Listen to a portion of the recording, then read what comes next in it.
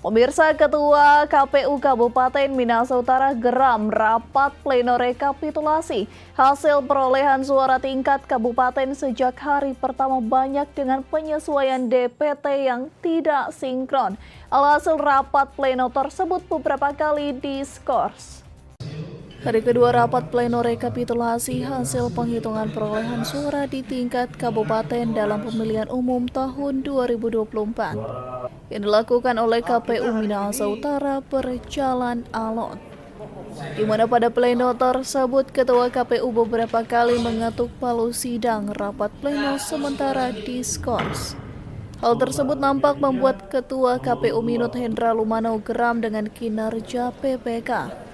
Di mana diakui Lumanau sejak pagi waktu terbuang hanya menyelesaikan penyesuaian hasil yang seharusnya sudah selesai di tingkat kecamatan. Jadi oleh sebab itu kami mintakan jika memang demikian, karena ini kan produk bersama sebenarnya. Saya juga dalam hal ini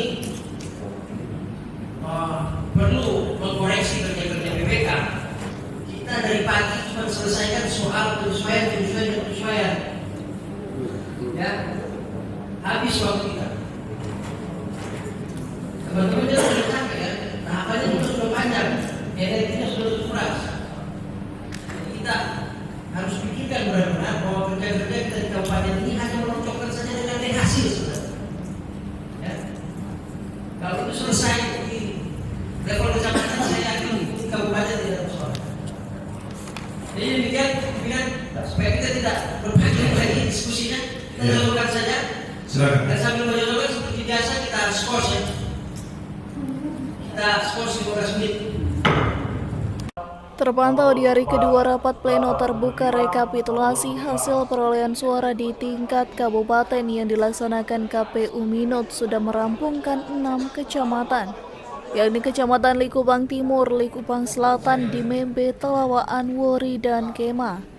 Hari ini adalah hari terakhir rekapitulasi yang akan diikuti oleh 4 kecamatan lainnya, yaitu Kalawat, Air Madidi, Kauditan, dan Likupang Barat. Brian Umbo melaporkan untuk Kawan One TV.